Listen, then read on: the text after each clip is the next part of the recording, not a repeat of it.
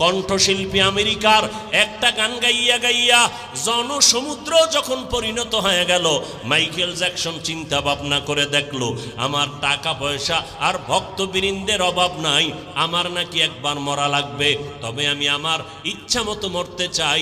বলে কেমন মরবি? মাইকেল কয় আমি 150 বছর পর্যন্ত জমিনে জিন্দা থাকবো, এর আগে আমি মরতে চাই না। 150 বছর পর্যন্ত বেঁচে থাকার জন্য মাইকেল জ্যাকসন যত ব্যবস্থা নেওয়া দরকার নিল। 20 জনের উপরে ডাক্তার তারে অল টাইম পাহারা দেয়, একটা খানা শতবার চেক করে খায়। মাইকেল জ্যাকসনের চেহারাটা বাধাই করে নিল যেন যৌবন ছুটে না যায়, খালি হাতে কারো সাথে সাক্ষাৎ দেয় না, জীবাণু যেন ঢুইকে আমার মৃত্যুর মুখে ফালাইয়া না দেয়। এই মাইকেল এত কিছু ব্যবস্থাপনা করলো, 150 বছরের আগে সে মরবে না।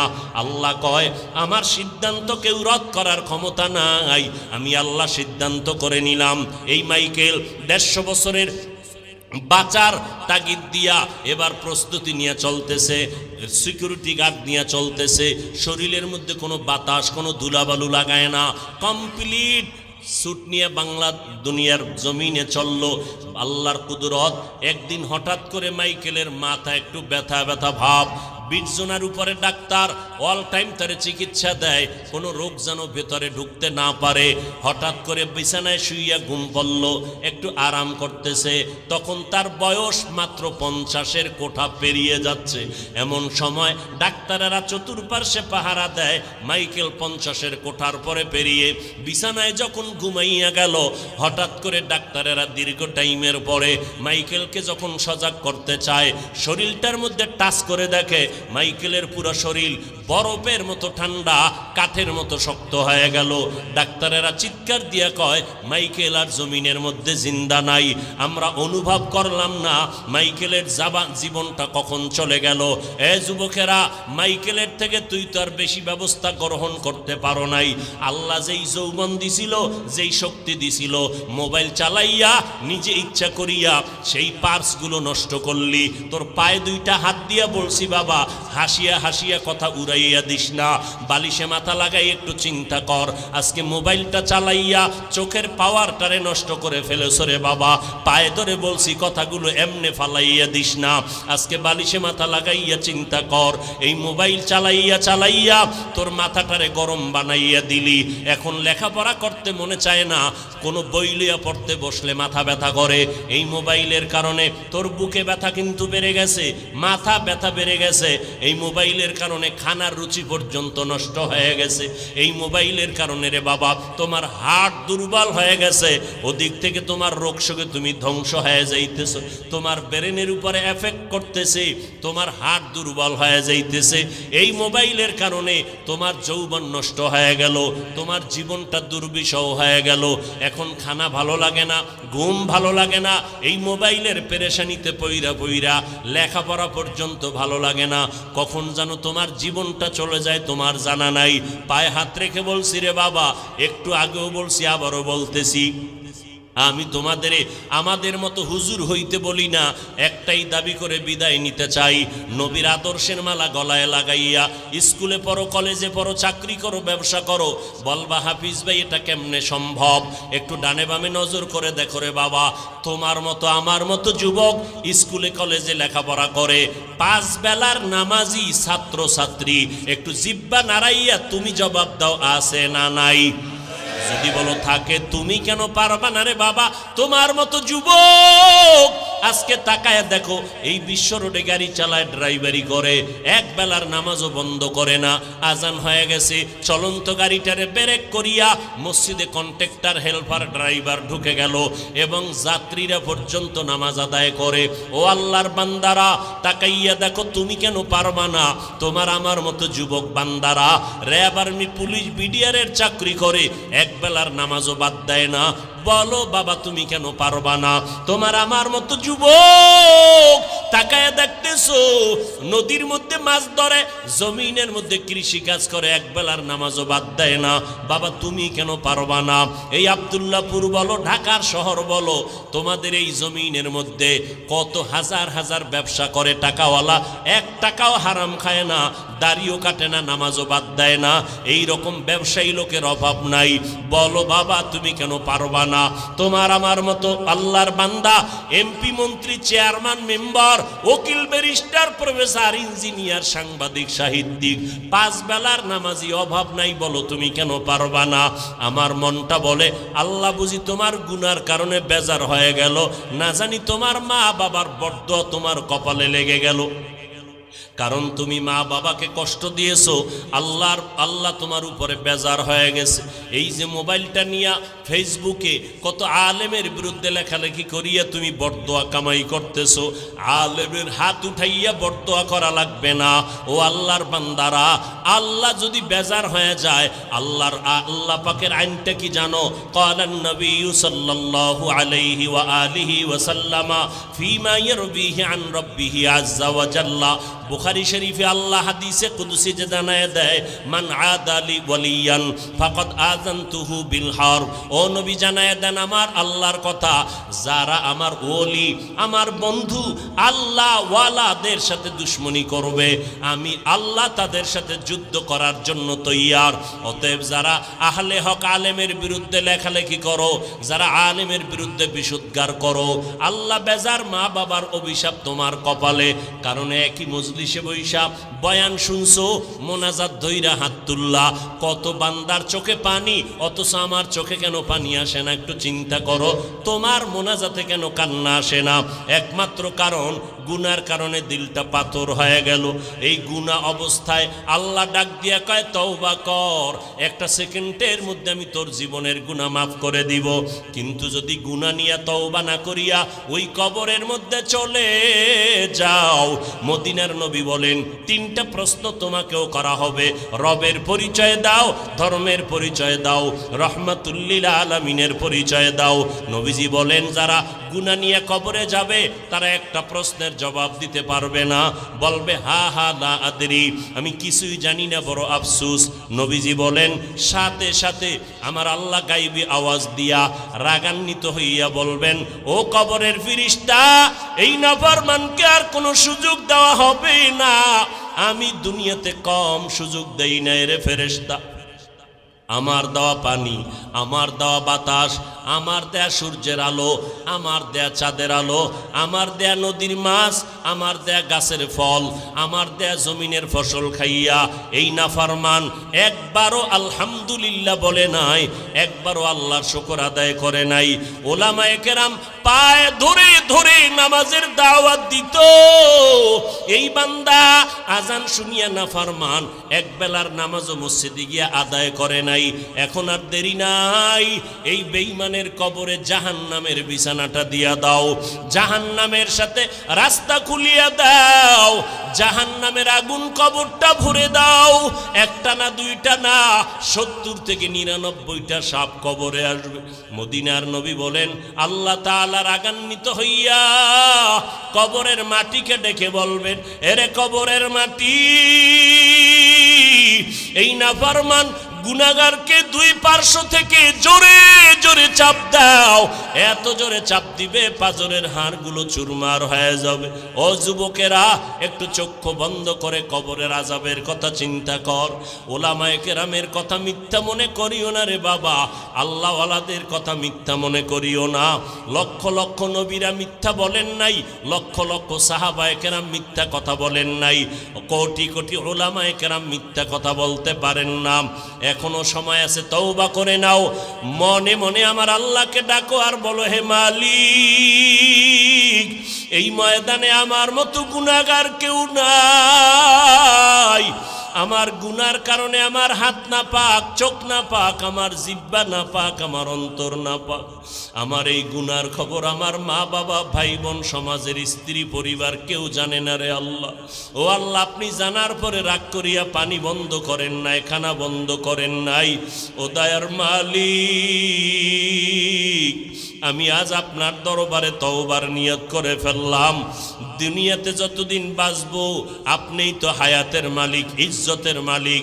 ও আল্লাহ, জীবনে আর নামাজ ছাড়বো না, জীবনে বেপরদায় চলবো না, দাড়ি কাটবো না, ওলামায়ে কেরামের বিরোধিতা করে গুনাহগার হব না, মা বাবার দোয়া নিয়ে চলবো, দেশ ও জাতির বিরুদ্ধে ষড়যন্ত্র করব না, নবীর তরিকার বাহিরে চলবো না রে আল্লাহ। তওবা করার যদি এখনো নিয়ত করো রে বাবা, আল্লাহ পাক এখনই তোমার গুনাহ মাফ করে দিবেন। অন্তর থেকে আমার আল্লাহকে মনে মনে ডেকে ডেকে তওবার কথা বলো। ও মালিক, আমার অন্তরের খবর আপনি ভালো জানেন রে আল্লাহ। এই জীবনে কত গুনাহ করে আবার তওবা করে আবার গুনাহ করেছি। মানুষ আমার সামনে কত পানির বোতল নিয়ে দাঁড়ায়, একটু দোয়াম করে ফু দিয়া দেন, আমার ঘরে কত অসুস্থ রোগী। কিন্তু ওই লোকটা যদি জানতো আমি কত বড় গুনাহগার, কখনো আমার সামনে পানি পড়া নিতে আসতো না। ও আল্লাহ, আপনিই তো সম্মানের চেয়ারে বসাইছেন রে আল্লাহ। ও আল্লাহ, কত সম্মান দান করেছেন, গুনার কারণে যেন মাহরুম হয় না যাই রে আল্লাহ। ও আল্লাহ, এই ময়দানের দিকে নজর করে দেখেন রে আল্লাহ। আমরা তওবার নিয়ত করে ফেলেছি রে মালিক। ও আল্লাহর বান্দারা, ও পর্দার আড়ালের মা বোনেরা, আল্লাহর কাছে অন্তর দিয়ে তওবার নিয়ত করে নাও। ও আল্লাহ, আমার গুনার খবর আমার মা বাবায় জানলে কেউ আমারে সম্মান করতো না। আমার মা বাপ বোনেরা, ভাই ভাই বোনেরা জানলে, সন্তানেরা জানলে কেউ আমারে ভালো জানতো না। ও আল্লাহ, আপনি জানার পরেও তো আমার ইজ্জত নষ্ট করেন নাই, আমার খানা বন্ধ করেন নাই। ও আল্লাহ, আজকে গোপনীয় আবার আপনার কাছে তওবার নিয়ত করলাম।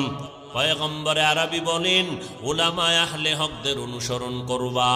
তবে আমি আপনাদেরকে প্রাথমিক একটা টিপস দিয়ে যাই, দেখলেই মনে করবেন তারা আলেম নামের বাতেল, যাদের বয়ানে কোনো আমল নাই, যাদের বয়ানের মধ্যে কোনো ইখলাস নাই, যাদের বয়ানে আমল সুন্দর হয় না, মানুষের দিলটা নরম হয় না, যাদের বয়ানে মানুষের আমল ভালো হয় না, প্রাথমিকভাবে ধারণা করে নাও তার আলেমের মধ্যে ভেজাল আছে।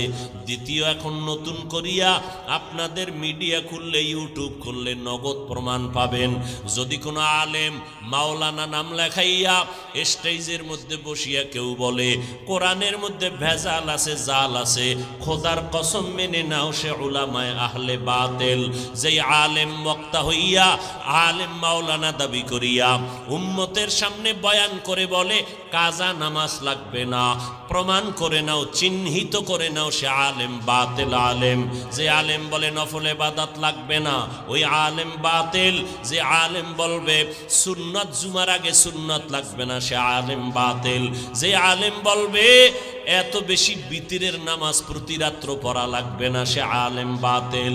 যেই বক্তা মাওলানা টাইটেল লাগাইয়া উম্মতের সামনে বলবে নবীরাও ভুল করেছিলেন, এই আলেম বাতিল। ইলমে রা'জাজু করদান বেহিসাব, খলকে রাদা দান জওয়াবে বাসওয়া।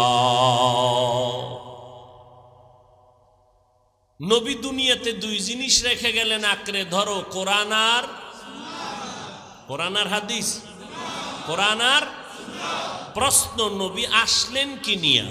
আল্লাহ তাআলা বলেন, লাকাদ কানা লাকুম ফি রাসূলিল্লাহি উসওয়াতুন হাসানা। আল্লাহর নবীর মধ্যে ও উম্মতেরা তোমাদের জন্য রয়েছে উত্তম আদর্শ, গ্রহণ করে নাও। তাহলে আমার নবী দুনিয়াতে কি নিয়ে আসছেন?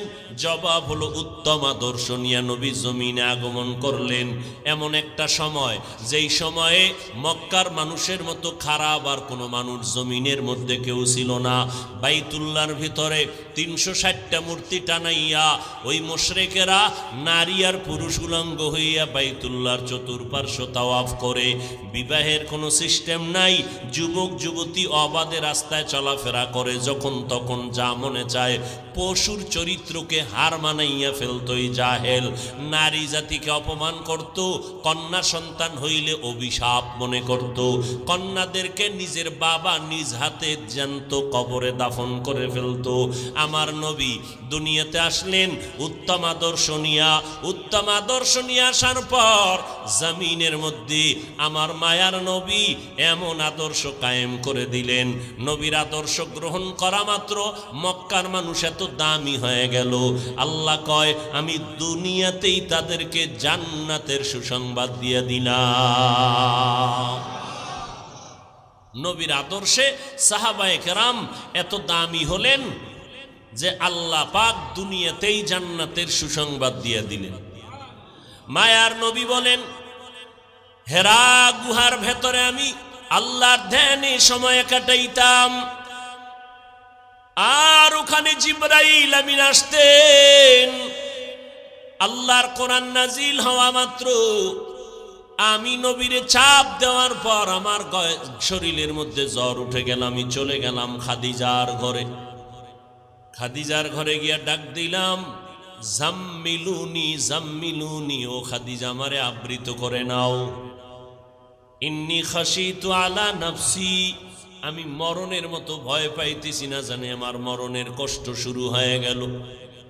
আমি মুহাম্মদ হেরা গুহার সব কাহিনী খাদিজাকে জানায় দিলাম। খাদিজাতুল কুবরা আমাকে সান্ত্বনার বাণী শুনাইয়া ডাইরেক্ট আমাকে নিয়ে চলে গেলেন ওয়ারাকা বিন নাউফেলের কাছে। তিনি ধর্মের বড় পণ্ডিত। আমার হালাত জানার পরে বলে, এ তো হবে আখিরি জমানার পয়গম্বর।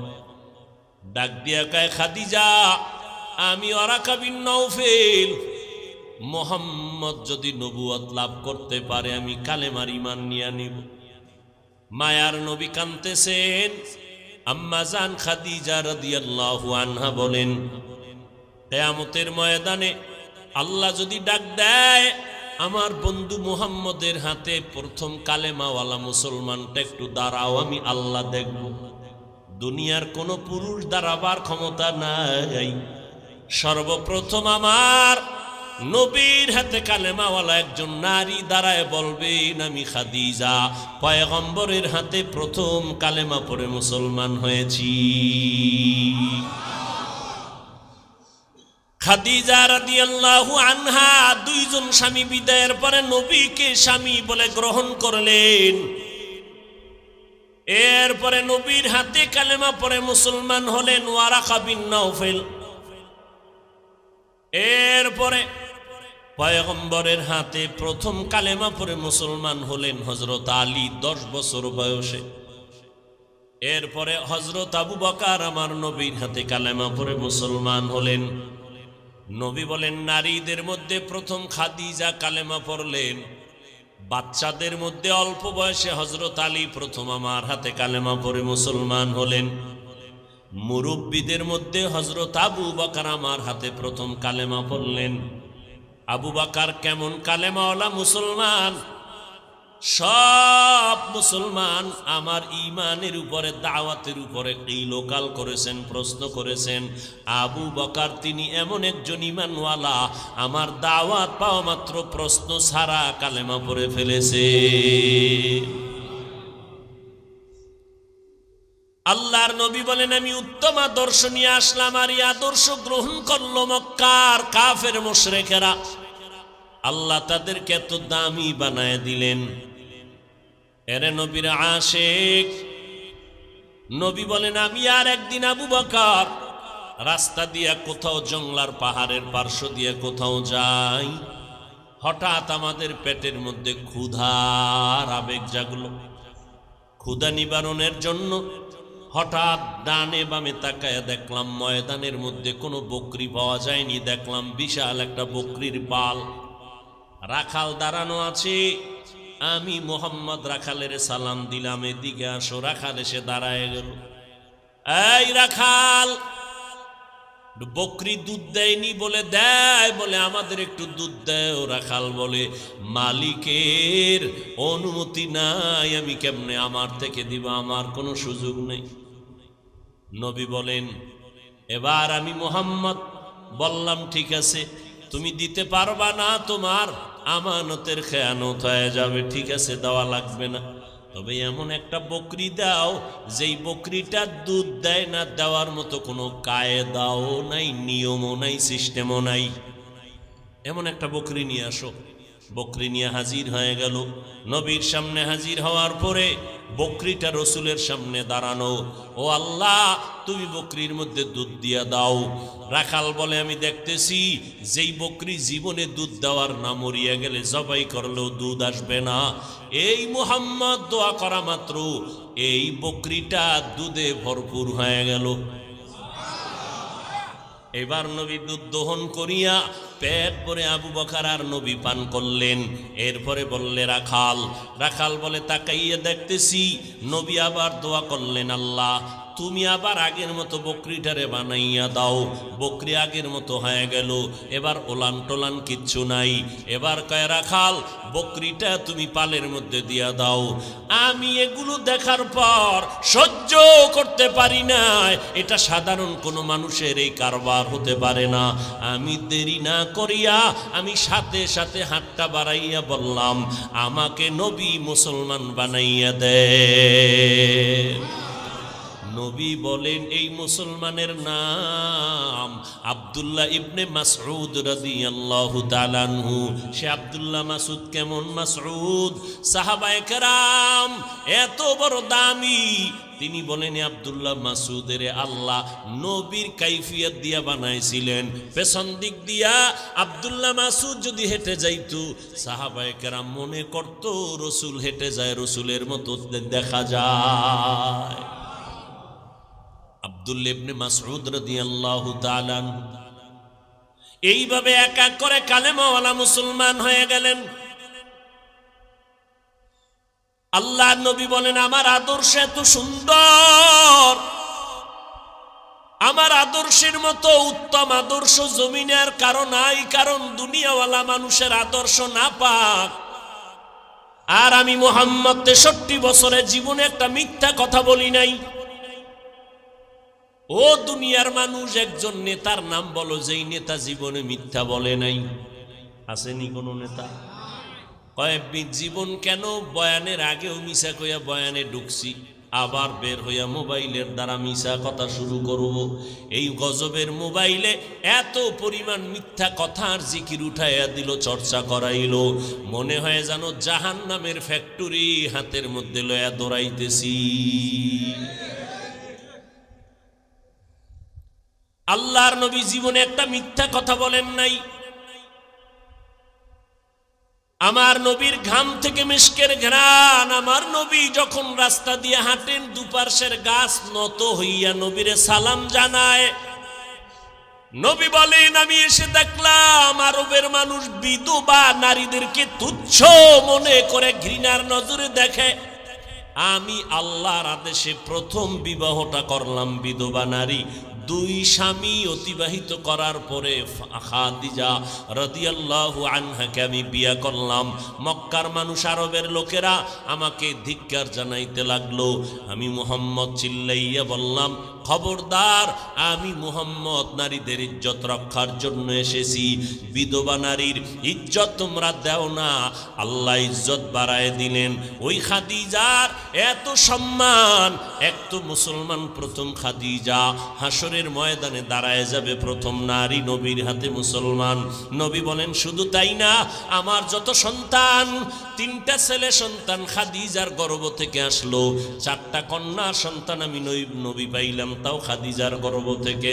জায়নাব আমার মেয়ে খাদিজার গর্ভ থেকে আসছে। উম্মে কুলসুম আমার মেয়ে খাদিজার গর্ভ থেকে আসলো। রুকাইয়া আমার মেয়ে খাদিজার গর্ভ থেকে আসলো। আর সর্বশেষ আমার কলিজা ফাতেমা রাদিয়াল্লাহু তাআলা আনহা আমার খাদিজার গর্ভ থেকে দুনিয়াতে আসছে। কিয়ামত পর্যন্ত এই জমিনের মধ্যে আমার নবীর আওলাদের বংশধর বেঁচে আছে। ফাতেমা রাদিয়াল্লাহু তাআলা আনহুর সন্তান হাসান ও হুসাইন রাদিয়াল্লাহু আনহুমার মাধ্যমে কিয়ামত পর্যন্ত রাসূলের বংশ জিন্দা থাকবে।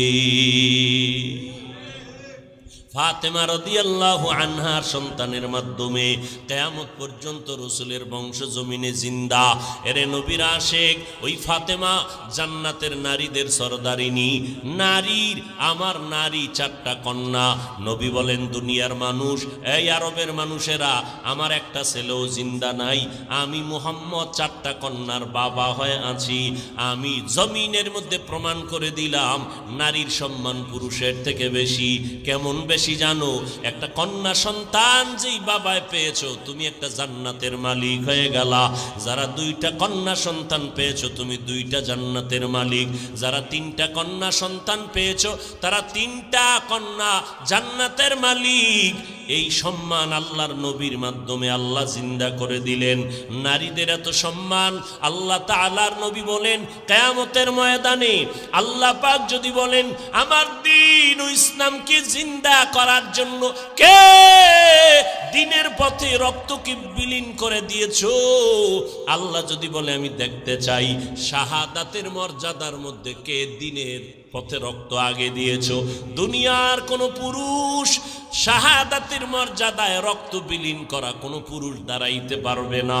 নবী বলেন, পৃথিবীর সব মানুষের মধ্যে প্রথম আল্লাহর দ্বীন জিন্দা করার জন্য রক্ত বিলাইয়া শাহাদাতের মর্যাদা যিনি অর্জন করেছেন, তিনি একজন নারী, সুমাইয়া রাদিয়াল্লাহু তাআলা আনহা দাঁড়ায় যাবে। নবীর উত্তম আদর্শের মাধ্যমে নারীর ইজ্জত বাড়লো না কমলো? এই কথা যেই হতভাগা, যেই কপাল পোড়া, যেই গাদ্দারেরা, যেই দুশ্মনেরা, বেঈমানের দালালেরা বুঝে না, তারা বলে ইসলাম নারীর অধিকার দেয় নাই। অথচ আল্লাহর কসম একবার, আল্লাহর কসম 2 বার, আল্লাহর কসম 3 বার, হিন্দু ধর্মে নারীর সম্মান পুরুষের থেকে বেশি দিতে পারে নাই। খ্রিস্টান ধর্মের মধ্যে নারীর সম্মান পুরুষের উপরে দিতে পারে নাই। ইহুদি ধর্মের ভেতরে নারীদের সম্মান পুরুষের উপরে দিতে পারে নাই। বৌদ্ধ ধর্মের ভেতরে নারীদের সম্মান পুরুষের উপরে দেয় নাই। একমাত্র কেবলমাত্র শুধুমাত্র ইসলামই দিয়েছে নারীর মর্যাদা পুরুষের উপরে।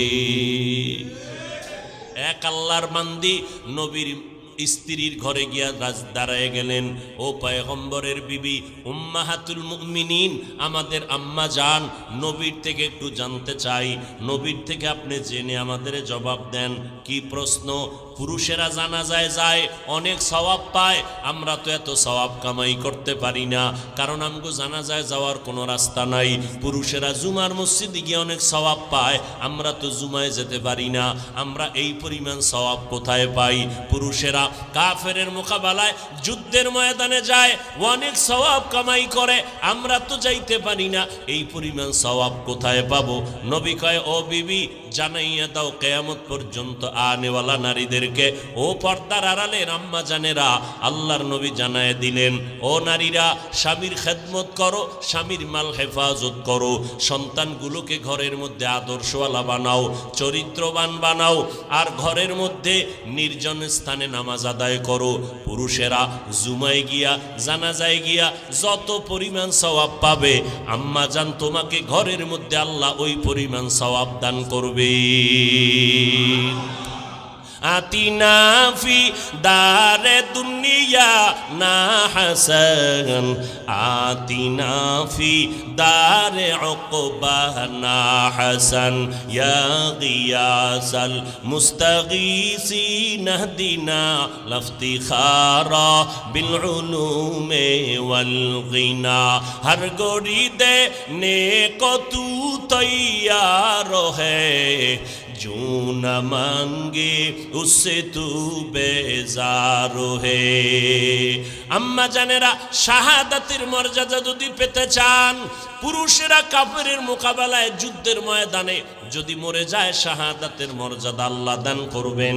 নারীদেরকে আল্লাহ পাক আইন করে দিলেন, ও নারীরা, গর্ভের মধ্যে বাচ্চা যদি আসে, ওই বাচ্চা গর্ভে নিয়া তুমি আল্লাহর নাম জপো, নামাজের সুযোগ থাকলে নামাজ পড়ো, নামাজ পড়বা। রাতের বেলা বাচ্চার কারণে তুমি ঘুমাইতে পারো নাই, মদিনার নবী জানায় দেয়, ও নারীরা যত রাত ঘুমাইতে পারলা না বাচ্চা গর্ভে থাকার কারণে আল্লাহর জবানে আল্লাহর মহব্বতে জিকির করবা, তসবিহ পড়বা, দরুদ পড়বা, প্রত্যেকটা রাত আল্লাহ তাআলা শবে কদরের সমান সওয়াব দান করে দিবে। আর যে আম্মা জান বাচ্চাটা দুনিয়াতে প্রসবকালে আল্লাহ যদি তার জীবনটা নিয়ে যায়, নবী কয় জানাইয়া দাও, বাচ্চা প্রসবকালে যদি কোনো আম্মা জানেন ইন্তেকাল হয়, আল্লাহ বলেন নবী জানায় দেন আমি ওই নারীটাকে শাহাদাতের মর্যাদায় বিনা হিসাবে জান্নাত দিয়ে দিব। নারীর ইজ্জত বলে ইসলাম দেয় নাই, যারা বলে নিশ্চিত এরা দুনিয়ার নিকৃষ্ট রসুলের দুশমন। শুধু দুশমন না, নিকৃষ্ট, গোটা পৃথিবীর মধ্যে চূড়ান্ত নিকৃষ্ট দুশমন। এদের মতো গাদ্দার, এদের মতো নিকৃষ্ট দুশমন আর কেউ হতে। এরে আম্মা জান, আল্লাহ তাআলা আপনাদেরকে নবী বানান নাই, তবে নবীদের মা বানায় দিলেন। আম্মা জান, আমার নবীর মা আমেনা, তিনি বলেন মুহাম্মদ যেদিন দুনিয়াতে ভূমিষ্ঠ হয় আমি একটা নূরের আলো দেখতে পারলাম। এত বিশাল আলো, আমার ঘরটা শুধু আলোকিত হয় নাই। রবিউল আউয়ালের 12 তারিখ বা রবিউল আউয়ালের 2 তারিখ বা রবিউল আউয়ালের 5 তারিখ বা 9 তারিখ নবী আমার গর্ভ থেকে যখন আসছেন, দিনটা ছিল সোমবার, সুবহ সাদিকের সময়। হঠাৎ করে তাকাইয়া দেখি এত পরিমাণ নূরের আলো, ওই আলোটা শুধু আমার ঘর আলোকিত দেখলাম না, এই নূরের আলো দিয়ে তাকাইয়া দেখলাম বহু দূরের বসরা এলাকার শহর ওই আলোতে আলোকিত হয়ে গেল। কেমন এক নবী আল্লাহ আমাদেরকে দান করলেন। এই রবিউল আউয়ালে আমরা কি শিখব? মিলাদুন নবী পালন করো, সিরাতুন নবীকে লাথি মারো। এই কথা যারা বলে এদের মতো নিকৃষ্ট বেয়াদব পৃথিবীতে আর কেউ নেই। সিরাতুন নবী অর্থ কি বলছি একটু আগে মনে আছে? সিরাতুন নবী মানে কোরআন। নবীর আদর্শ হলো কোরআন, নবীর আদর্শ নামাজ, নবীর আদর্শ পর্দা, নবীর আদর্শ হালাল, নবীর আদর্শ জিকির, নবীর আদর্শ রমজানের রোজা। তাহলে যারা কয় সিরাতুন নবী লাথি মারো, লাথি গিয়া লাগলো কই রে বেঈমান, খবর রাখুনি। এত চালাকি কেন করতেছি? একমাত্র কোরআন হাদিসের কোনো জ্ঞান নাই, 2 নম্বরে জাহান্নামের আযাবের ভয় নাই।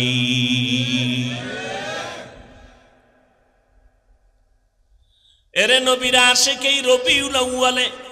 এখন মিলাদুন নবী যারা পালন করবে, আমরা কোরআন হাদিস রিসার্চ করে দেখব আমার নবী কিছু করছেননি।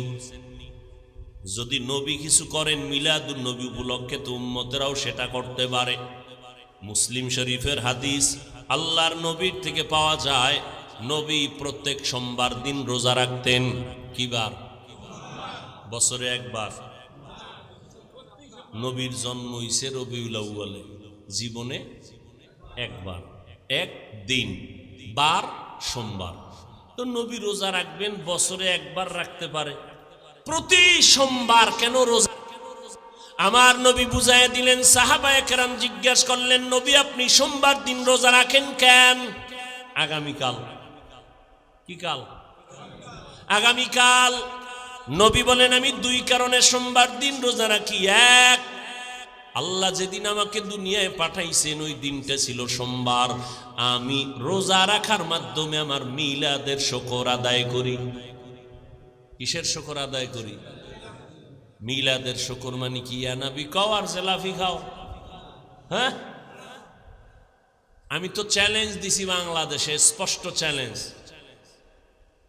পৃথিবীর কোন হাদিসে কোন সাহাবী, ইমাম আবু হানিফা, ইমাম শাফিঈ, ইমাম আহমদ বিন হাম্বল, ইমাম মালিক, 4 মাযহাবের 4 ইমাম, ইমাম বুখারী, ইমাম তিরমিজি, ইমাম মুসলিম, পৃথিবীর কোন হাদিসে যদি কেউ দেখাইতে পারো রসুলকে সালাম দেওয়া, ইয়া নবী সালামু আলাইকা, ইয়া রসুল সালামু আলাইকা, ইয়া হাবিব সালামু আলাইকা কইয়া কোন সাহাবী রসুলকে সালাম দিছেন, একটা জয়ীফ হাদিসও যদি দেখাইতে পারো, ওদিন থেকে তোমার গোলাম হয়ে যাবে। আবু হানিফাও এই সিস্টেমে কোনোদিন সালাম দেননি। তুমি আবু হানিফার মাযহাব মানো, এটা ভাইলা কই? ইমাম শাফি দেন নাই, ইমাম বুখারী দেন নাই, ইমাম মালিক দেন নাই, ইমাম আহমদ বিন হাম্বল দেন নাই। বলে সালাম আল্লাহর নবীরে কেমনে দিবা? ও বাবা তুমি বানাও কেন? আমার আল্লাহ নিজেই শিখাইয়া দিছেন কেমনে সালাম দিবা। আসসালামু আলাইকা আইয়ুহান নবিয়্যু। মেরাজের রাত্রে আমার আল্লাহ নবীরে সালাম দেওয়ার নিয়ম শিখাইলেন। আল্লাহ যেইভাবে নবীরে সালাম দেয় উম্মতেরা তোমরা ওইভাবে সালাম দাও। কয় কি? কয় নবীরে সালাম শব্দ বলবা আগে, তারপরে বলবা নবীর নাম, নবীরে সম্বোধন করবা, এরপরে আসসালামু কাবলাল কালাম, সালাম দিবা কথার আগে ভাইজান কেমন আছেন সালাম আলাইকুম না, না আগে বলবা সালামু আলাইকুম ভাইজান কেমন আছেন, সালামু আলাইকুম আম্মাজান কেমন আছেন, সালামু আলাইকুম আব্বাজান কেমন আছেন। আব্বাজান কেমন আছেন সালাম আলাইকুম, এটা সুন্নত না। সুন্নত কি? সালাম আগে দাও। আল্লাহ পাক ওই মেরাজের রাত্রে আমার নবীর সালাম দিলেন, আত্তাহিয়াতু লিল্লাহি ওয়াস সালাওয়াতু ওয়াত তাইয়্যিবাতু আসসালামু আলাইকা আইয়ুহান নবী। আল্লাহ আগে সালাম দিলেন, তারপরে বললেন আইয়ুহান নবী। নবী শব্দটা বললেন পরে, সালাম দিলেন আগে। এবার মেরাজের কথা বাদ। আপনারা যারা মক্কায় গিয়া হজ করেন, হজে গেছেন হাজী সাহেবরা, মদিনার রওজায় গিয়া যখন আল্লাহর নবীর সালাম জানান, সালামের যত কিতাব আছে, হজের যত কিতাব আছে, গিয়া দেখবেন ওখানে সালামের সিস্টেম কি? আসসালাতু ওয়াসসালামু আলাইকা ইয়া রাসূলুল্লাহ, আসসালাতু ওয়াসসালামু আলাইকা ইয়া হাবিবাল্লাহ, আসসালাতু ওয়াসসালামু আলাইকা ইয়া শাফিআল মুজনিবিন, আসসালাতু ওয়াসসালামু আলাইকা ইয়া রাহমাতাল লিল। বোবায় গেছেন না পণ্ডিতি সাহেব সব। রবিউল আউয়ালে জেলাফির বৃষ্টি গরম, ইয়া নবী কইব আর গরম গরম মিষ্টি খাইব। এই নবীর আশিক। আল্লাহ হেদায়াত দান করুন। আরো জোরে বলেন। তাহলে নবী মিলাদুন নবী উপলক্ষে কি রাখতেন?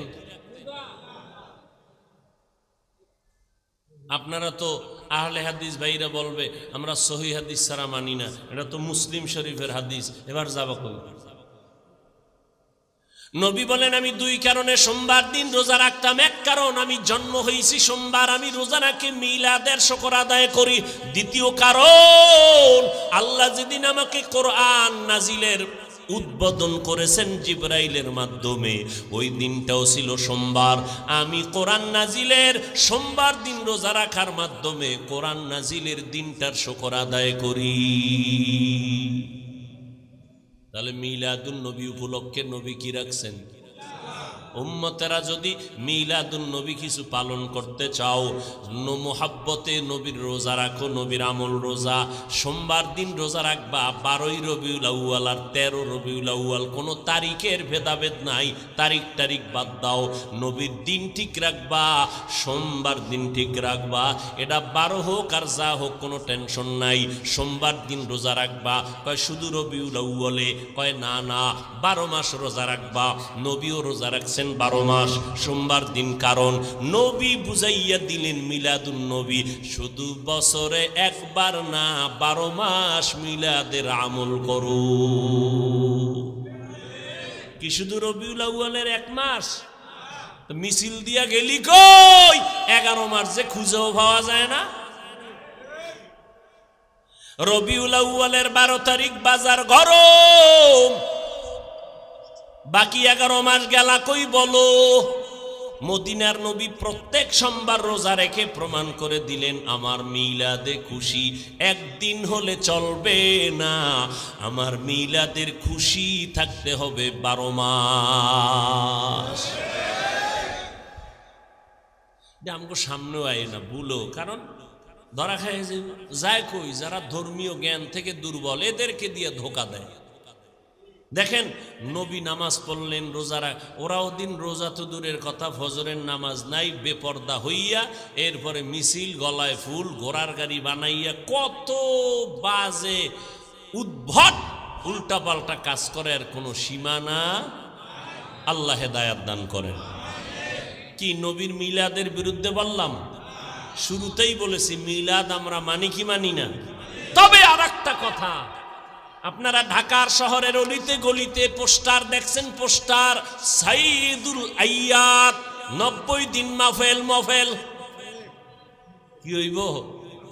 আরে ভাই 90 দিন ওয়াজ হবে রাজারবাগ শরীফে। কথা হয় না? কি শরীফ?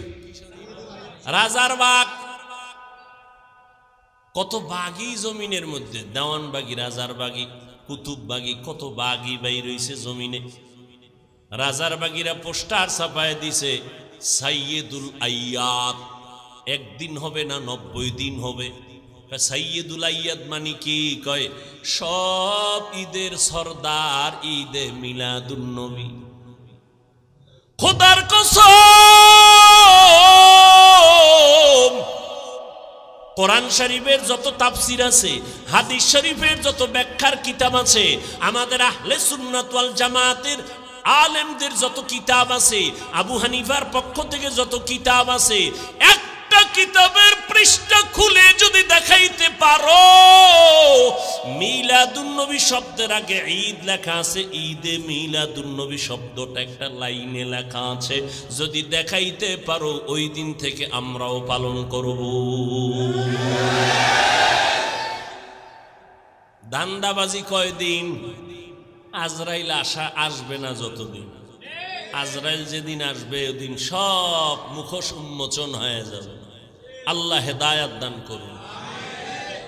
রসুলের সিরাত পাওয়ারফুল শব্দ, কারণ কান ধরে টানলে মাথা যেমন আসে, সিরাতুন নবী বললে মিলাদুন নবী ভিতরে আসে।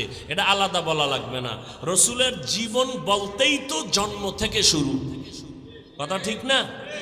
তাহলে জীবন বলতে সিরাতুন নবী বললে মিলাদুন নবী বলতে হয় না, কারণ সিরাতের মধ্যে মিলাদ আছে না নাই? জীবনের মধ্যে জন্মদিন আছে না নাই? এজন্য আমরা সিরাতুন নবী পাওয়ারফুল শব্দ মানি, আমাদের আলাদা মিলাদুন নবী মানি স্লোগান দেওয়ার কোনো দরকার হয় না। কিন্তু যারা বলে মিলাদুন নবী কায়েম করো, সিরাতুন নবী লাথি মারো, কত বড় মারাত্মক কথা।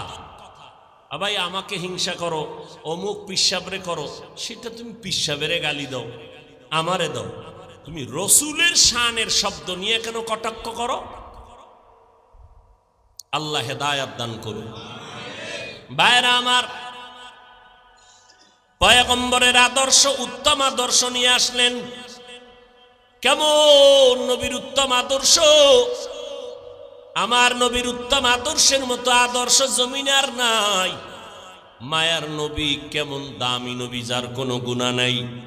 আম্মা জান আয়েশা বলেন, নবীর ঘাম বোতলের মধ্যে ভরে রাখতাম আমরা, মাঝে মাঝে নবীর ঘাম আতর হিসাবে ব্যবহার করতাম। কেমন মায়ার নবী আমার! নবী একদিন হাঁটতেছেন, নবী তো একদিক দিকে তাকায় হাঁটতেছেন, নজর নিচে, কিন্তু কানের মধ্যে আওয়াজ আসতেছে পেছনে যারা কারা হাঁটতেছে। দেখেন না, এমপি সাহেব আসবে, চেয়ারম্যান আসবে, দলে সাঙ্গ পাঙ্গ আছে না নাই? ভাব অন্যরকম। আমি বক্তা হয়ে আসছি, আমার খাদেম খুদ্দমের অভাব নাই, গাড়ি হাঁকাই আসলাম। মদিনার নবী যাচ্ছেন কোথাও, পেছনে আওয়াজ আসতেছে, সাহাবায়ে কেরামের দল আছে। নবী জায়গায় বসে বললেন, সাহাবায়ে কেরাম বসে বললেন। সাহাবায়ে কেরাম জিজ্ঞাসা করলেন, নবী বসলেন কেন? বুঝতে পারি নাই। কয়, তোমরা আমার পেছনে হাঁটো, মানুষ মনে করবে আমি কত জানি দামি, আমার দবদবা আর কত শান শওকাত। আমি এটা দেখানোর জন্য দুনিয়ার মধ্যে আসি নাই। আল্লাহ পাক আমাকে চূড়ান্ত আদব শিক্ষা দিছেন, আদাবানি রব্বি ফা আহসান ফাআহসানা তাদিবি, আল্লামানি রব্বি ফাআহসানা তালিমি। আল্লাহ আমাকে আদব শিখাইছেন, আমি দবদবার সাথে হাঁটবো না, আমি ভাবসাব নিয়ে চলবো না, আমি একা একা চলবো। ওই নবীর আদর্শে গড়া হযরত ওমর, অর্ধ জাহানের খলিফা। যেই ওমর আমার নবীর গর্দান কাটার জন্য দৌড়ায়, ওই ওমর নবীর হাতে কালামা পড়ে এতটা দামি হয়ে গেল। সেই ওমর রাস্তা দিয়ে যখন হাঁটে, শয়তান ওই রাস্তায় চলে না। একটা মিনিট চিন্তা করে দেখিন কেমন মানুষ ওমর। এটা মানুষ না অন্য কিছু যে শয়তান তারে ভয় পায়। যেই শয়তান আল্লাহর সামনে চালাকি করলো, আর সেই শয়তান ওমরের দেখলে দৌড়। কেমন ওমর? কয় পাওয়ার কি? কয় মোহাম্মদের পাওয়ার। এই মোবাইলে কেমন গজব এনে দিল। ওই কত যুবকের তারমার ছিঁড়ে গেছে, পুরা তার ছিঁড়ছে। ও মাও চেনে না, বাপ চিনে না, ভাই চেনে না, বউ চেনে না, কিচ্ছু চিনে না। মোবাইল চালাইতে চালাইতে এমন মাথা নষ্ট, ফ্রি গেমস খেলছে, ফ্রি।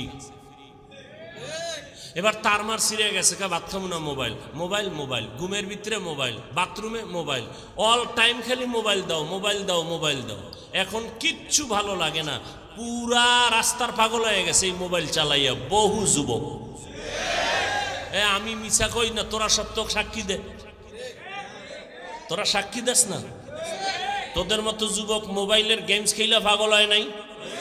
কথা ক। তোর তারমার ছিঁড়ে নাই, তোর রাত্রের ঘুম নাই, খানা নাই। মা কয়, মা আয় ঘুমা, কয় তুমি ঘুমাও, আমার টেনশন তুমি কেন করো? খানা খবর নাই, কাঠন হয়ে গেছে শুকাইয়া কাঠন। কেন? ওই তো একদিকে খানা খায় না, অপর দিকে ভিতরে যা ছিল সব ঘুমের ঘরে শেষ। কাঠন হয়ে গেছে চেহারাটা, ভাল্লুকের মতো, আবার বেহায়ার মতো। যাও একটু লাইনে আসিল, চুল কাটতে বান্দর হয়ে গেছে। যাও একটু চেহারাটা দেখাইতো, ওই ইন্দুর আর বান্দরের মতো চুল কাটায়, এখন পুরা ভাল্লুক হয়ে রয়েছে। কি খুব কষ্ট লাগে না? আকামটা যখন করো তখন কষ্ট লাগে না? হুজুরে কইছে একটু ভালো মানানোর জন্য, খুব কষ্ট লেগে গেছে। রসুলের তরিকায় চুল কাটাটা ভালো লাগে নাই? বেঈমানের পা চাটা গোলাম হইয়া চুল কাটছো, লজ্জা করে না তোর? আবার আশেক দাবি করো রসুলের। আমার রসুলের তরিকায় চুল কাটার নিয়ম নাই, তো বেঈমানের পা চাটলি কেন? আবার দাবি করো আমরা হুজুরদের থেকে ভালো, আমরা রসুলের আশেক। লজ্জা গেল কই তোমার? তোমার মতো মানুষের আল্লাহ কি কইছে জানো? আমি হুজুরেরটা শুনে তুমি রাগ করলা। আল্লাহ কি কইছে জানো? তুই কুত্তা, তুই শুকর, তুই গরু। কয় না না না না, বালহুম আদাল, তুই কুকুর শুকর চার পাও জানোয়ার ওয়ালাদের থেকেও তুই খারাপ।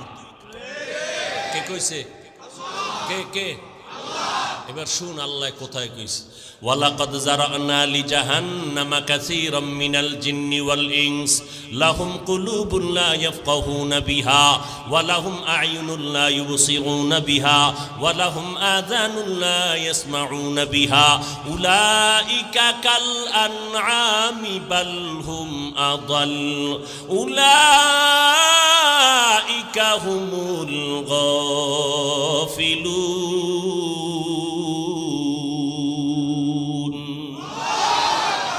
আল্লাহ বলেন অধিকাংশ মানুষ জাহান্নামী। অধিকাংশ মানে কম না বেশি?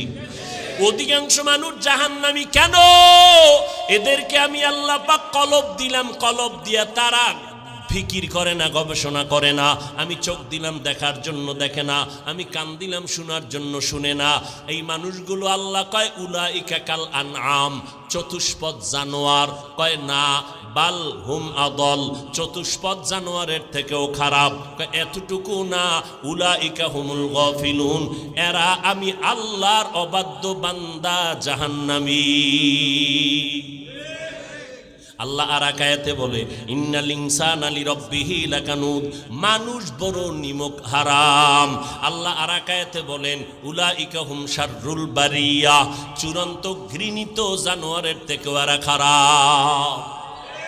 তাহলে যেই মানুষের এত সম্মান দিলেন আমার আল্লাহ কোরআনের দ্বারা, সেই মানুষকে আবার আল্লাহ কয় এরা চতুষ্পদ জানোয়ার থেকেও খারাপ।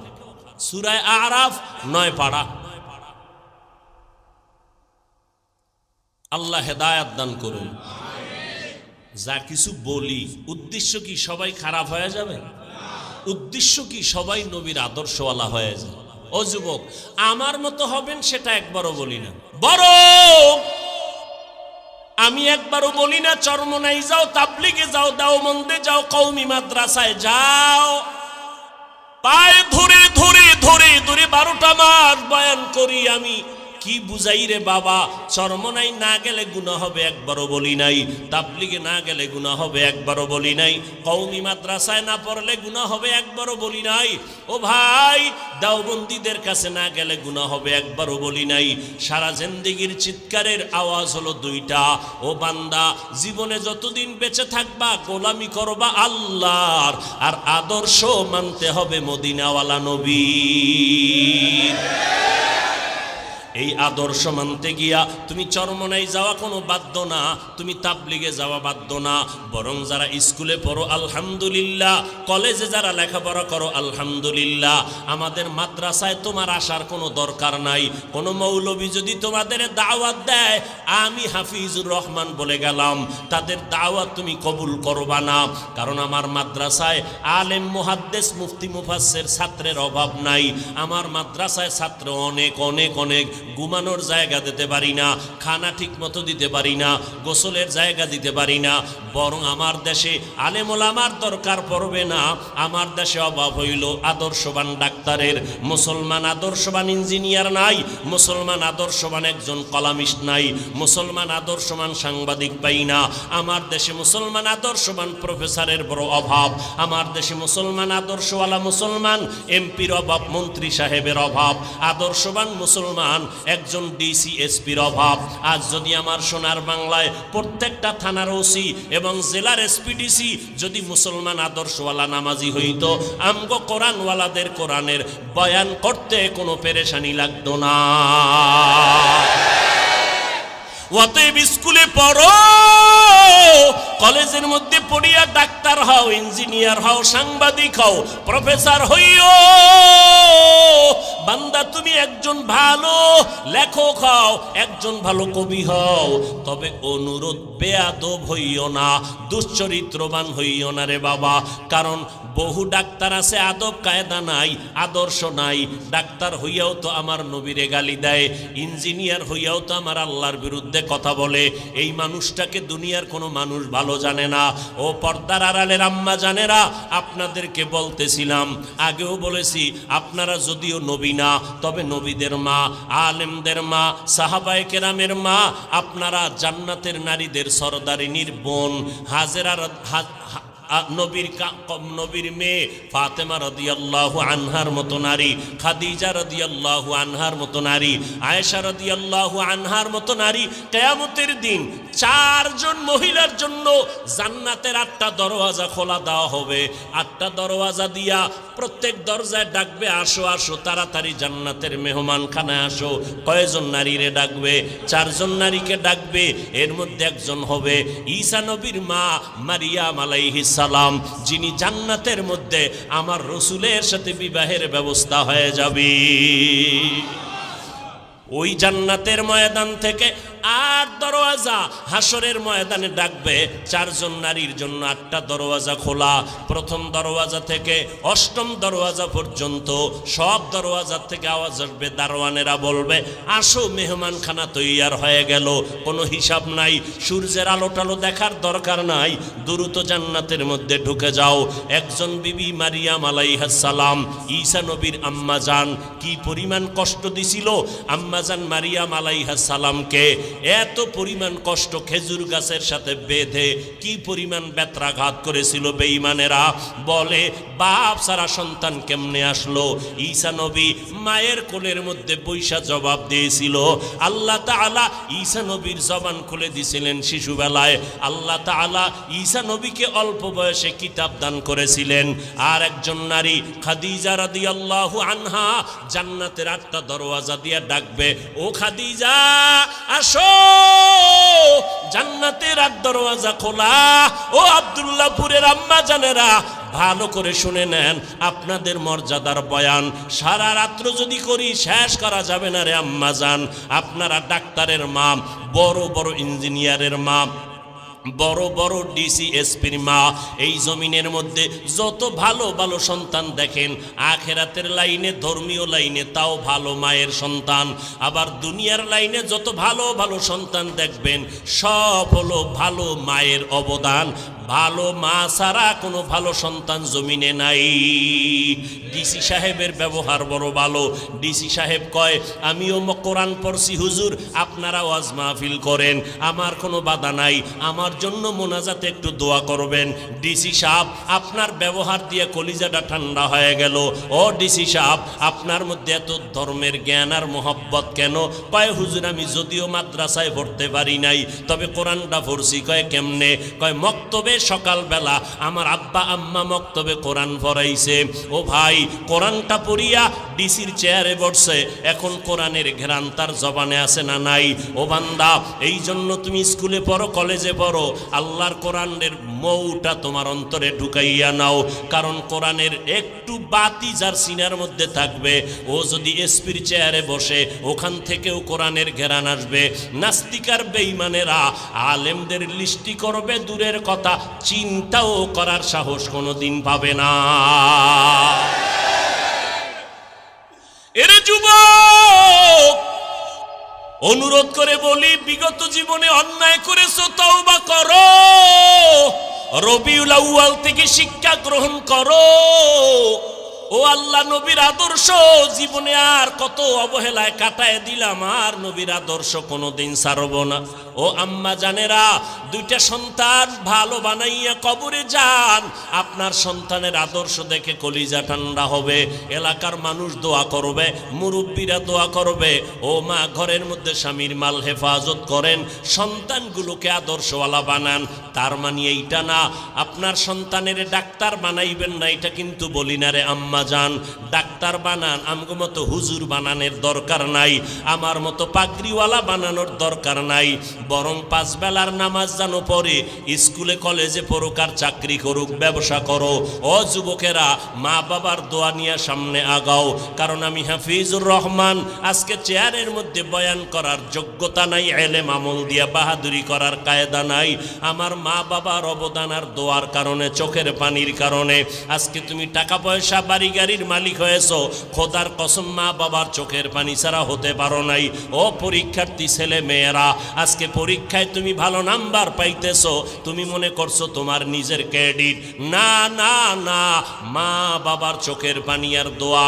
তুমি জানো না, তুমি গ্রাম থেকে ঢাকার শহরে পড়ার জন্য আসছো, তোমার মা ভাড়া বাসা নিয়েছে তোমার পরীক্ষায় রান্না কইরা দেওয়ার জন্য। ওই মা যখন শুনে তোমার পরীক্ষা চলতেছি, ওই মা কিন্তু ঘুমায় না, রাতের বেলা জায়নামাজে বসিয়া মা চোখের পানি ছেড়ে দোয়া করে, আল্লাহ আমার ছেলেটারে তুমি কামিয়াবি দান করে দাও। ওই মায়ের দোয়ার কারণে আজ তুমি পরীক্ষায় ভালো নাম্বার অর্জন করেছো। পর্দার আড়ালের মা বোনদেরকে বলবো, আপনারাও পর্দানিশী হয়ে যান, আল্লাহর মোহাব্বত নিয়ে চলেন। কয়দিন আর দুনিয়ার মধ্যে বাহাদুরি করবেন, কয়দিন আর দুনিয়াতে হায়াতের গ্যারান্টি দিবেন। ও আম্মা জান, আজকে সন্তান নিয়ে বাহাদুরি করেন, স্বামীর মাল নিয়ে বাহাদুরি করেন। একদিন আজরাইল যখন এসে যাবে, সাদা কাপনের প্যাকেট বানাইয়া কবরে নিবে, তখন আপনার সন্তানেরা মা মা বলে ডাকবে, কোনো আওয়াজ হবে না। ওই কবরে যখন যাবেন, কে নারী কে পুরুষ কোনো ভেদাভেদ নাই, কে মাওলানা কে মুফতি সাহেব ভেদাভেদ নাই, কে পীর কে মুরিদ কোনো ভেদাভেদ নাই, কে ডাক্তার কে ইঞ্জিনিয়ার কোনো ভেদাভেদ নাই, কে বক্তা কে শ্রোতা ভেদাভেদ নাই। সবার বেলায় 3টা সাদা কাফন হবে, মা বোনদের বেলায় 5টা সাদা কাফন হবে। ওই কবরের সাইজও হবে 1। কবরের মধ্যে রাখার পর প্রশ্ন করবে সবার বেলায় তিনটা প্রশ্ন, কারো বেলায় আলাদা কোনো প্রশ্ন করা হবে না। আমাকে যেই প্রশ্ন করা হবে আপনাদেরকেও সেই একই প্রশ্ন করা হবে। রবের পরিচয় দাও, ধর্মের পরিচয় দাও, রহমাতুল্লিল আলামিনের পরিচয় দাও।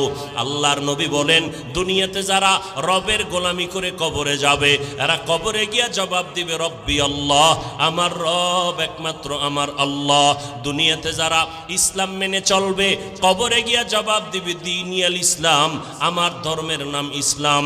দুনিয়াতে যারা নবীর সুন্নতের মালা গলায় লাগাইয়া চলবে, ও যুবকেরা, বৃদ্ধ বাবাজিরা, পর্দার আড়ালের আম্মা জানেরা, আঙ্গুলের নখগুলো কেমনে কাটবেন সেখানেও নবীর সুন্নত যারা মেনে চলবে, চুলগুলো কেমনে রাখবেন সেখানেও বিশ্বনবীর আদর্শ যারা মেনে চলবেন, জুতাগুলো কেমনে পরবেন সেখানেও নবীর সুন্নত যারা মেনে চলবেন, মসজিদে কেমনে ঢুকবেন বের হবেন, বাথরুমে কেমনে ঢুকবেন বের হবেন সেখানেও নবীর সুন্নত যারা মেনে চলবেন, খানা খাইতে বসবেন কেমনে সেখানেও নবীর সুন্নত, হাত দুইটা কেমনে ধুইবেন সেখানেও নবীর সুন্নত। একটা একটা বয়ান করলে সারা জিন্দেগি চলে যাবে রে বাবা। খানা খাইতে যখন বসবেন, যেই প্লেটের মধ্যে খানা নেবেন ওই প্লেটে কখনো হাত ধুইবেন না। নবীজি বলেন, দোনো হাতের কবজা পর্যন্ত আলাদা একটা পাত্রের মধ্যে ধুইয়া নাও। নবীর উম্মতেরা চিল্লাইয়া চিল্লাইয়া আলেম ওলামারা জীবনভর বলল, হাতের কবজা পর্যন্ত ধুইয়া এরপরে ভিন্ন প্লেটে খানা নিয়ে খাও। হুজুরদের কথা, মদিনাওয়ালার সুন্নাত গায়ে লাগায় নাই। সরকার যখন পুলিশ নামাইয়া দিল, বেতের বাড়ি দিয়া সবটিরে সাইজ কইরা দাও, হাতের কবজা পর্যন্ত ধুইতে হবে, না হয় করোনায় মরে যাবে। পুলিশের বেতের বাড়ির ভয়ে এই বেহায়া বাঙালি হাত ধুইতে রেডি হলো, কিন্তু আলেমের কথায় মদিনার মুহাব্বতে হাত ধুইতে রাজি হয় নাই। কি পরিমাণ বেহায়া, বেলাজা, বেশরম! এরে নবীর আশিক, তুমি যখন প্লেটের মধ্যে খানাটা নিবা, ডান দিক দিয়া তুমি খানা শুরু করবা, বিসমিল্লাহ বলিয়া খানা শুরু করবা। এরে আল্লাহর বান্দা, বাম হাতে কোনো তরকারি নিবা না, ডান হাতে নিবা। বলবা, হাফিজ ভাই আমার ডান হাতে ভাত দিয়ে তো লাগানো, আমি কেমনে চামচ দিয়ে নিব? বলে, চামচটা তুমি আঙ্গুলগুলো ভালো চেটে এরপরে তুমি চামিচের অংশটা এখানে ধরো, বৃদ্ধা আঙ্গুল আর শাহাদাত আঙ্গুলের মাঝখানে ধরিয়া এরপরে তুমি চামচের আগা হোক বা গোড়া দিয়া ধইরা তুমি তরকারি নাও, মাছ নাও, নবীর তরিকা মতে চলো। এরপরে বান্দা নবীর তরিকা মতে খানাটা খাইয়া শেষ সময় প্লেটটা চেটে চেটে খাও, আর ফাঁকে ফাঁকে তুমি আল্লাহর শুকর আদায় করো। লাকাল হামদু ওয়া লাকাশ শুকর, ও মালিক তোমার শুকর আদায় করি। কত মানুষ সামনে খানা পায়, খাইতে পারে না, করে আল্লাহ তুমি আমার পেট স্টোমার ভালো রাখছো, হজম শক্তি ভালো রেখেছো, আল্লাহ তোমার শুকর আদায় করি। খানার পরে নিজের ওই খানার প্লেটে হাত ধুইও না, অন্য প্লেটে আবার দোনো হাতের কবজা পর্যন্ত ধুইয়া নাও। নবীর সুন্নাত অনুযায়ী যদি চলো, ডাক্তারের কোনো পরামর্শ লাগবে না। আমার নবী হলেন বিশ্বব্যাপী বড় ডাক্তার। বিজ্ঞানীরা গবেষণা করতেছে, মোহাম্মদ এমন একজন ডাক্তার ছিলেন, নবী সবুজ কালারটাকে পছন্দ করেছেন, সাদা কালারের পাঞ্জাবি পরেছেন, এরপরে নবী সবুজ কালো পাগড়ি পরেছেন, কিন্তু নবী বেশিরভাগ সাদাটাকে পছন্দ করেছেন। বিজ্ঞানীরা মাথা খাটাইয়া আবিষ্কার করতে শুরু করলো, মোহাম্মদ দোজাহানের সর্দার সাদা কালারটাকে বেশি মহব্বত কেন করলেন? গবেষণা করিয়া এইবার বিজ্ঞানীরা, স্বাস্থ্য বিজ্ঞানীরা লেখা দিছে, সাদা কালার মোহাম্মদ পছন্দ করার কারণ হলো 12টা মাসের মধ্যে কিছুদিন গরম, কিছুদিন শীত হয়, ঠান্ডা হয়। ঠান্ডার মধ্যেও সাদা কালারটা শরীরের জন্য মেচিং হয়, গরমের সময় সাদা কালারটা শরীরের সাথে মেচিং করে, কারণ সূর্যের যত গরম হোক না কেন সাদা কালারটা কন্ট্রোল করে শরীরের সাথে, এরপরে অ্যাডজাস্ট করে দেয়। আবার যত প্রচণ্ড গরম হোক না কেন সাদা কালারে আইসা লাগার পর এরপরে কন্ট্রোল কইরা ওই বাকি অংশ শরীরের সাথে অ্যাডজাস্ট করে দেয়। সাদা পোশাক থাকলে থাকলে আপনারা যারা সৌদি আরবে গেছেন, আমরা গেছি দেখছি আমাদের গরমে জিহ্বা ফেটে যায়, হাত ফেটে যায়, ওদের কোনো হাত ফাটে না।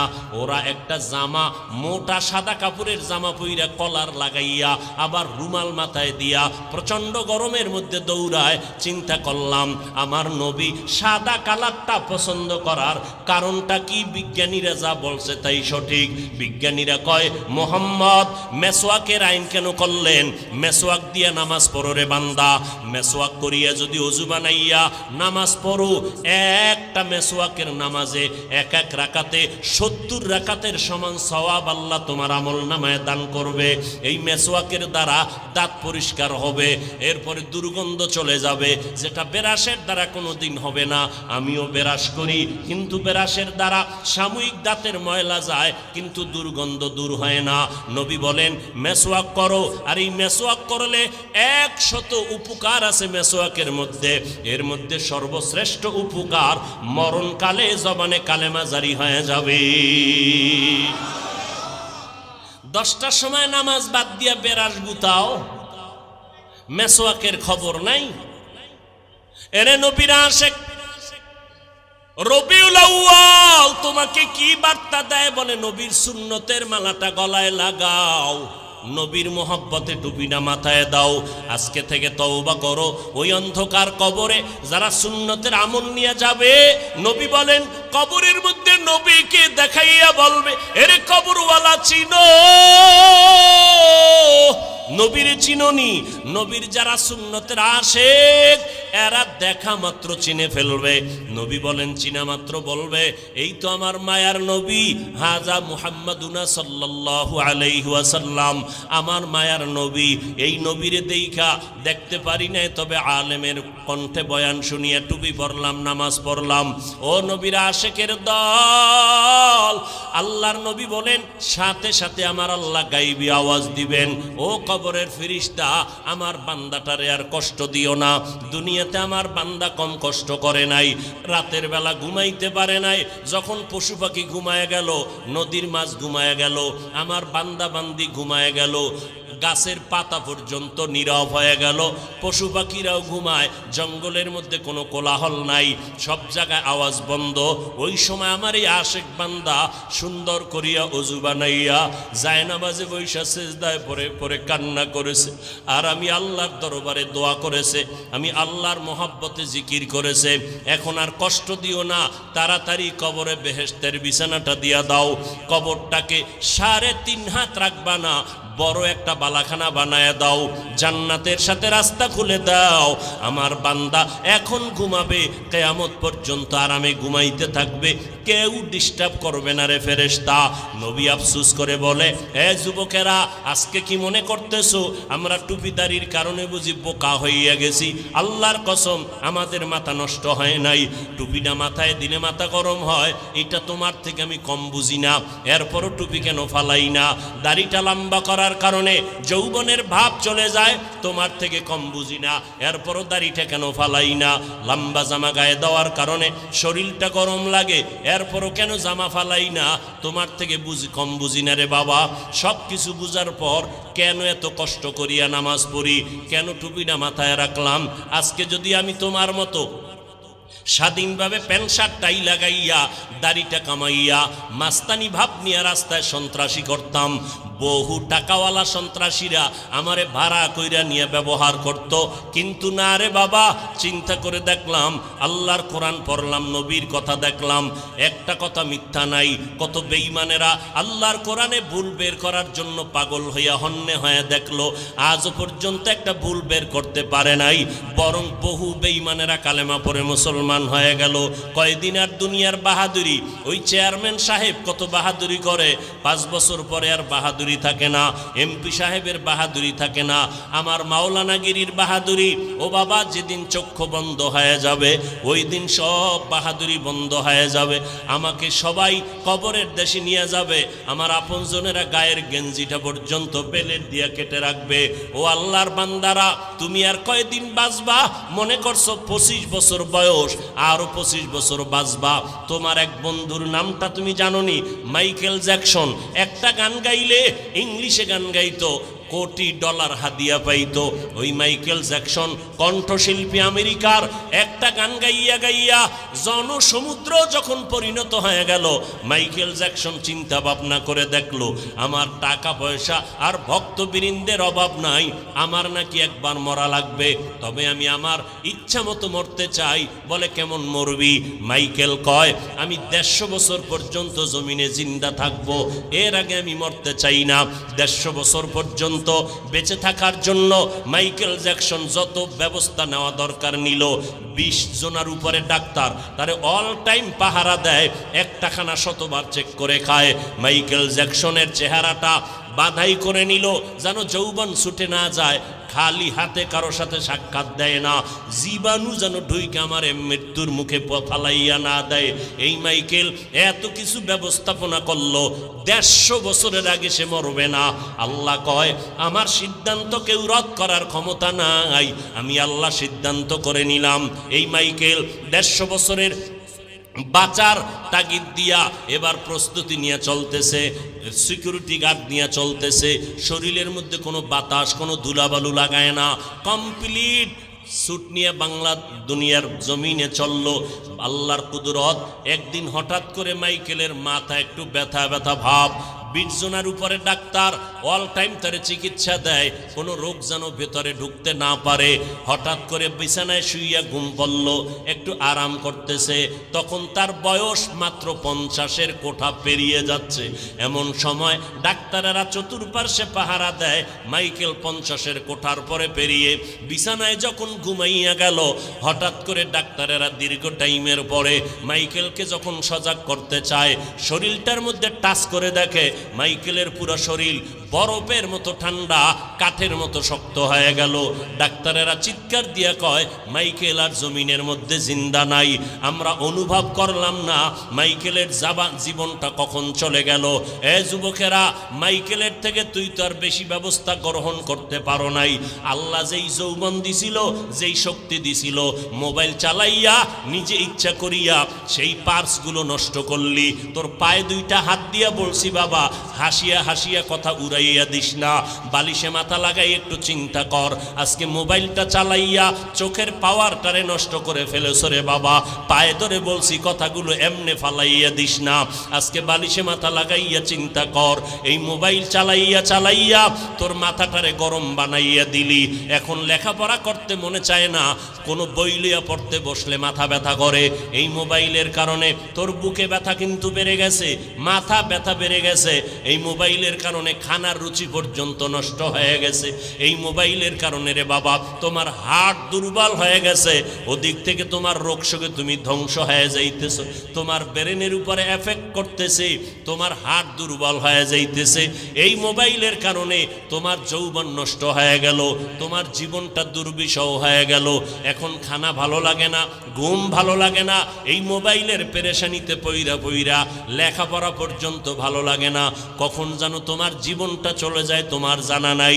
পায়ে হাত রেখে বলছি রে বাবা, একটু আগেও বলছি আবারও বলতেছি, আমি তোমাদের আমাদের মতো হুজুর হইতে বলি না, একটাই দাবি করে বিদায় নিতে চাই, নবীর আদর্শের মালা গলায় লাগাইয়া স্কুলে পড়ো, কলেজে পড়ো, চাকরি করো, ব্যবসা করো, বলবা হাফিজ ভাই এটা কেমনে সম্ভব? একটু ডানে বামে নজর করে দেখো রে বাবা, তোমার মতো আমার মতো যুবক স্কুলে কলেজে লেখাপড়া করে, 5 বেলার নামাজি ছাত্র ছাত্রী, একটু জিব্বা নাড়াইয়া তুমি জবাব দাও, আছে না নাই? যদি বলো থাকে, তুমি কেন পারবা না রে বাবা? তোমার মতো যুবক আজকে তাকায় দেখো, এই বিশ্ব রোডে গাড়ি চালায়, ড্রাইভারি করে, 1 বেলার নামাজও বন্ধ করে না। আজান হয়ে গেছে, চলন্ত গাড়িটারে ব্রেক করিয়া মসজিদে কন্ট্রাক্টর হেল্পার ড্রাইভার ঢুকে গেল এবং যাত্রীরা পর্যন্ত নামাজ আদায় করে। ও আল্লাহর বান্দারা, তাকাইয়া দেখো, তুমি কেন পারবা না? তোমার আমার মতো যুবক বান্দারা র্যাব, আর্মি, পুলিশ, বিডিআরের চাকরি করে, 1 বেলার নামাজও বাদ দেয় না। বলো বাবা, তুমি কেন পারবা না? তোমার আমার মতো যুবক তাকায় দেখতেছো নদীর মধ্যে মাছ ধরে, জমিনের মধ্যে কৃষি কাজ করে, একবেলার নামাজও বাদ দেয় না। বাবা তুমি কেন পারবা না? এই আব্দুল্লাহপুর বলো, ঢাকার শহর বলো, তোমাদের এই জমিনের মধ্যে কত হাজার হাজার ব্যবসা করে টাকাওয়ালা, এক টাকাও হারাম খায় না, দাড়িও কাটে না, নামাজও বাদ দেয় না। এই রকম ব্যবসায়ী লোকের অভাব নাই। বলো বাবা তুমি কেন পারবা না? তোমার আমার মতো আল্লাহর বান্দা, এমপি, মন্ত্রী, চেয়ারম্যান, মেম্বার, উকিল, ব্যারিস্টার, প্রফেসর, ইঞ্জিনিয়ার, সাংবাদিক, সাহিত্যিক, পাঁচ বেলার নামাজি, অভাব নাই। বলো তুমি কেন পারবা না? আমার মনটা বলে আল্লাহ বুঝি তোমার গুনার কারণে বেজার হয়ে গেল, না জানি তোমার মা বাবার বরদোয়া তোমার কপালে লেগে গেল। কারণ তুমি মা বাবাকে কষ্ট দিয়েছো, আল্লাহ তোমার উপরে বেজার হয়ে গেছে। এই যে মোবাইলটা নিয়ে ফেসবুকে কত আলেমের বিরুদ্ধে লেখালেখি করিয়া তুমি বরদোয়া কামাই করতেছো, আলেমের হাত উঠাইয়া বরদোয়া করা লাগবে না। ও আল্লাহর বান্দারা, আল্লাহ যদি বেজার হয়ে যায়, আল্লাহ পাকের আইনটা কি জানো?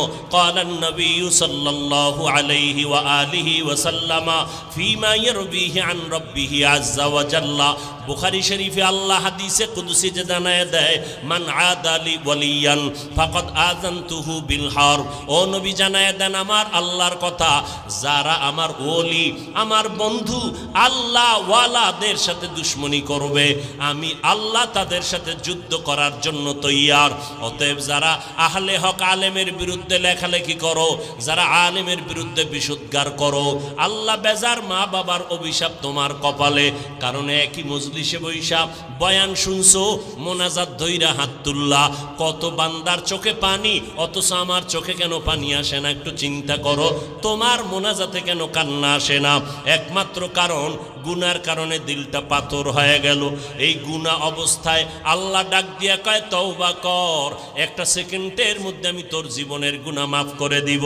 কিন্তু যদি গুনাহ নিয়ে তওবা না করিয়া ওই কবরের মধ্যে চলে যাও, মদিনার নবী বলেন তিনটা প্রশ্ন তোমাকেও করা হবে। রবের পরিচয় দাও, ধর্মের পরিচয় দাও, রহমাতুল লিল আলামিনের পরিচয় দাও। নবীজি বলেন যারা গুনাহ নিয়ে কবরে যাবে তারা একটা প্রশ্নের জবাব দিতে পারবে না, বলবে হা হা লা আদরি, আমি কিছুই জানি না, বড় আফসোস। নবীজি বলেন সাথে সাথে আমার আল্লাহ গাইবী আওয়াজ দিয়া রাগান্বিত হইয়া বলবেন, ও কবরের ফেরেশতা, এই নাফরমানকে আর কোনো সুযোগ দেওয়া হবে না। আমি দুনিয়াতে কম সুযোগ দেই না রে ফেরেশতা। আমার দেওয়া পানি, আমার দেওয়া বাতাস, আমার দেয়া সূর্যের আলো, আমার দেয়া চাঁদের আলো, আমার দেয়া নদীর মাছ, আমার দেয়া গাছের ফল, আমার দেয়া জমিনের ফসল খাইয়া এই নাফরমান একবারও আলহামদুলিল্লাহ বলে নাই, একবারও আল্লাহর শুকর আদায় করে নাই। ওলামায়ে কেরাম পায়ে ধরে ধরে নামাজের দাওয়াত দিত। এই বান্দা আজান শুনিয়া নাফরমান এক বেলার নামাজও মসজিদে গিয়া আদায় করে নাই।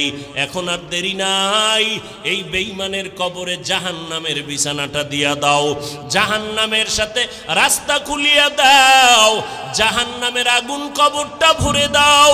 একটা না দুইটা না, 70 থেকে 99টা সাপ কবরে আসবে। মদিনার নবী বলেন আল্লাহ তাআলা রাগান্বিত হইয়া কবরের মাটিকে ডেকে বলবেন, এরে কবরের মাটি, এই নাফরমান গুনাহগারকে দুই পার্শ্ব থেকে জোরে জোরে চাপ দাও। এত জোরে চাপ দিবে পাঁজরের হাড়গুলো চুরমার হয়ে যাবে। ও যুবকেরা, একটু চক্ষু বন্ধ করে কবরের আযাবের কথা চিন্তা কর। ওলামায়ে কেরামের কথা মিথ্যা মনে করিও না রে বাবা, আল্লাহ ওয়ালাদের কথা মিথ্যা মনে করিও না। লক্ষ লক্ষ নবীরা মিথ্যা বলেন নাই, লক্ষ লক্ষ সাহাবায়ে কেরাম মিথ্যা কথা বলেন নাই, কোটি কোটি ওলামায়ে কেরাম মিথ্যা কথা বলতে পারেন না। এখনো সময় আছে, তওবা করে নাও।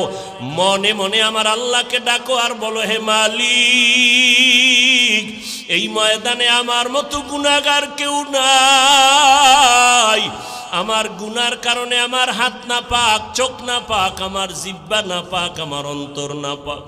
আমার এই গুনার খবর আমার মা বাবা, ভাই বোন, সমাজের স্ত্রী, পরিবার কেউ জানে না রে আল্লাহ। ও আল্লাহ, আপনি জানার পরে রাগ করিয়া পানি বন্ধ করেন নাই, খানা বন্ধ করেন নাই। ও দয়ার মালিক, আমি আজ আপনার দরবারে তওবার নিয়ত করে ফেললাম। দুনিয়াতে যতদিন বাঁচবো আপনিই তো হায়াতের মালিক, ইজ্জতের মালিক। ও আল্লাহ, জীবনে আর নামাজ ছাড়বো না, জীবনে বেপরদায় চলবো না, দাড়ি কাটবো না, ওলামায়ে কেরামের বিরোধিতা করে গুনাহগার হব না, মা বাবার দোয়া নিয়ে চলবো, দেশ ও জাতির বিরুদ্ধে ষড়যন্ত্র করব না, নবীর তরিকার বাহিরে চলবো না রে আল্লাহ। তওবা করার যদি এখনো নিয়ত করো রে বাবা, আল্লাহ পাক এখনই তোমার গুনাহ মাফ করে দিবেন। অন্তর থেকে আমার আল্লাহকে মনে মনে ডেকে ডেকে তওবার কথা বলো। ও মালিক, আমার অন্তরের খবর আপনি ভালো জানেন রে আল্লাহ। এই জীবনে কত গুনাহ করে আবার তওবা করে আবার গুনাহ করেছি। মানুষ আমার সামনে কত পানির বোতল নিয়ে দাঁড়ায়, একটু দোয়াম করে ফু দিয়া দেন, আমার ঘরে কত অসুস্থ রোগী। কিন্তু ওই লোকটা যদি জানতো আমি কত বড় গুনাহগার, কখনো আমার সামনে পানি পড়া নিতে আসতো না। ও আল্লাহ, আপনিই তো সম্মানের চেয়ারে বসাইছেন রে আল্লাহ। ও আল্লাহ, কত সম্মান দান করেছেন, গুনার কারণে যেন মাহরুম হয় না যাই রে আল্লাহ। ও আল্লাহ, এই ময়দানের দিকে নজর করে দেখেন রে আল্লাহ। আমরা তওবার নিয়ত করে ফেলেছি রে মালিক। ও আল্লাহর বান্দারা, ও পর্দার আড়ালের মা বোনেরা, আল্লাহর কাছে অন্তর দিয়ে তওবার নিয়ত করে নাও।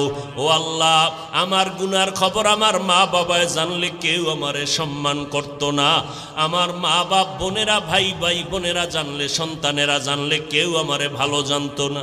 ও আল্লাহ, আপনি জানার পরেও তো আমার ইজ্জত নষ্ট করেন নাই, আমার খানা বন্ধ করেন নাই।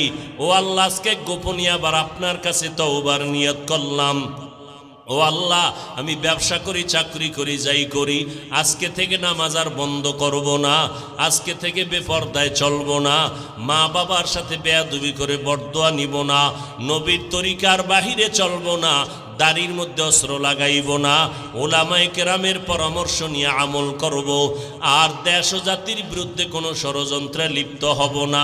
তওবা করার যদি অন্তরে নিয়ত হয়, মুনাফিকি আর দুর্বলতা যদি অন্তরে না থাকে, খাঁটি তওবার নিয়তে আল্লাহর মহব্বতে দুটো হাত আল্লাহকে দেখাইয়া দেই।